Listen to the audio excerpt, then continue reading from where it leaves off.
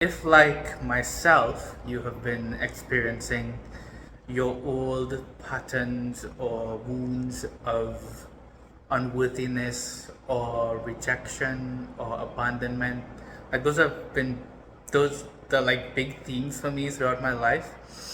If over these past few weeks it's been coming up really loudly, firstly, I want you to know that you're not alone. You're in great company. And secondly, I want to share with you how I have been personally experiencing and navigating these as they come up, and give you a tool that can help you in the moment. And so, for me, the way it's been happening is, and it's like completely irrational, right? It feels irrational. It's like I get triggered, but it's like in this present moment in my life, like there's no logical reason why for me to actually feel rejected or abandoned. But there's a part of me, yet still there's a part of me that is perceiving it that way. Now, why is that happening? It's because perhaps that part of you that is being triggered, like that's the experience that it had in the past. And it never really, at that time, you didn't really give it love and embrace it, and maybe you didn't process the emotions.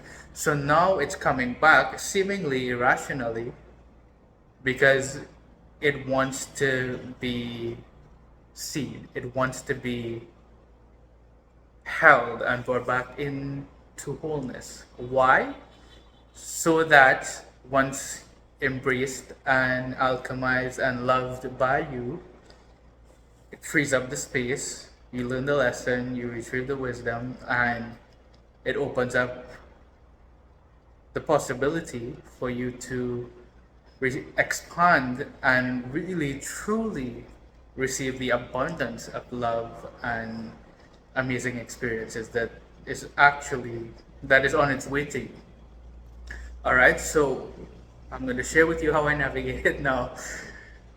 In the moment when I recognize the trigger, when I'm feeling it, and I can feel like it's unworthiness, I can feel the thoughts coming in, or everyone always rejects me or leaves me or whatever it is. I'm just sharing it as how I experience it and apply it to your thing. All right, whatever it is. In that moment, I say this mantra. The mantra is, I receive and I claim the love that is already within me. And I say this out loud, after I affirm it, I take a deep breath in through my mouth, and it's very intentional why I'm breathing through my mouth, why we're using the mouth, because as you inhale through the mouth, it's somatic. It helps the body to feel safe, and it engages the body, and it helps to bring up the trauma or the stuck energy and release it. So you're breathing in through your mouth, and as you do it, you're filling your body up full, your belly full of light and love and oxygen, and you want your belly to expand as big as possible, like a pregnant woman, right? Like that's the visual. And as you do that, you're simultaneously opening up your heart and to receive, and you can imagine like golden lights entering and flooding. And so you take that deep breath in through your mouth. Depending on how deeply you're breathing, for me it's like 30 seconds, a big inhale, and you actually feel it start to move through you, and you exhale in the same rhythm as you did with the inhalation, and that's one cycle. And so after that, you're doing it 3 times. So you say the mantra again, I receive and I claim the love that is already within me. right? So, or you can also perceive it as the abundance of love that is all around you, that the universe is trying to give to you, that's always readily accessible to you. You're opening up to receive that. And as you do so, as you repeat that 3 times, you're filling yourself up and you're like embracing the part of you that was rejected in the past.